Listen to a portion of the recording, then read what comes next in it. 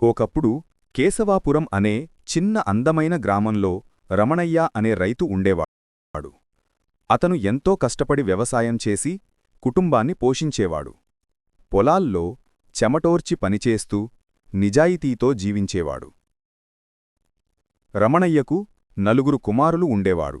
వారు కూడా తమ తండ్రిలాగే శ్రమించి వ్యవసాయ పనుల్లో సహాయం చేసేవారు. కుటుంబమంతా కలిసిమెలిసి ఉండి సంతోషంగా జీవించేది. ఆ గ్రామంలో అందరూ వారిని ఆదర్శంగా చూసేవారు. కాని కాలం ఎప్పుడూ ఒకేలా ఉండదు కదా. రోజులు గడుస్తుండగా రమణయ్య ఆరోగ్యం క్రమంగా బలహీనపడింది.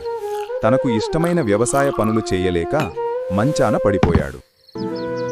ఇంటి పనులు, పొలపు పనులన్నీ ఇప్పుడు కుమారుల చేతిలోకి వెళ్ళిపోయాయి. మెల్లగా ఆ ఐకమత్యం కూడా చిదిరిపోయింది. రమణయ్య కుమారులు, భార్యల మాటలు విని చిన్న చిన్న విషయాలకే గొడవపడటం మొదలుపెట్టారు. ఇంటి వాతావరణం గందరగోళంగా మారింది. మంచాన పడిన రమణయ్య ఈ మార్పు చూసి ఎంతో బాధపడ్డాడు. ఇలా ఉంటే మన కుటుంబ గౌరవం పోతుందేమో అని ఆలోచించాడు.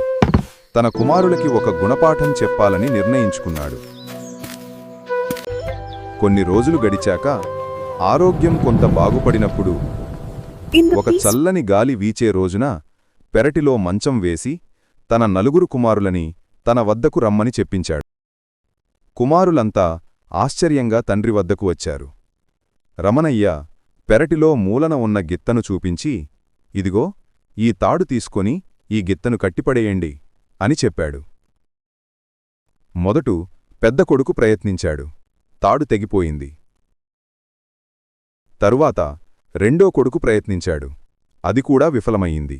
మూడో కొడుకు కూడా కట్టలేకపోయాడు. అప్పుడు రమణయ్య చిరునవ్వుతో అన్నాడు, ఇప్పుడు నేను మీకు చూపిస్తాను.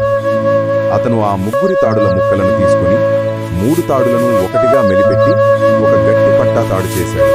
ఆ తాడుని చిన్న కొడుకు ఇప్పుడు నువ్వు ప్రయత్నించు అన్నాడు. చిన్న కొడుకు ఆ గట్టి తాడుతో సులభంగా గిత్తను కట్టేశాడు. రమణయ్య సంతోషంగా కుమారుల వైపు చూసి అన్నాడు, మీరు ఈ తాడ్లలాంటివారే. ఒక్కొక్కడిగా ఉంటే బలహీనులు, సులభంగా తెగిపోతారు. కాని కలిసికట్టుగా ఉంటే ఎంత కష్టం వచ్చినా మీరు గట్టిగా నిలబడగలరు. కొడుకులు తలలు వంచుకొని తమ తప్పు గ్రహించారు. ఇక మీదట ఎప్పుడూ కలిసే ఉంటాం నాన్నా అని మాటిచ్చారు. ఆ రోజునుండి రమణయ్య కుటుంబం మళ్లీ ఐకమత్యంగా ఆనందంగా జీవించింది.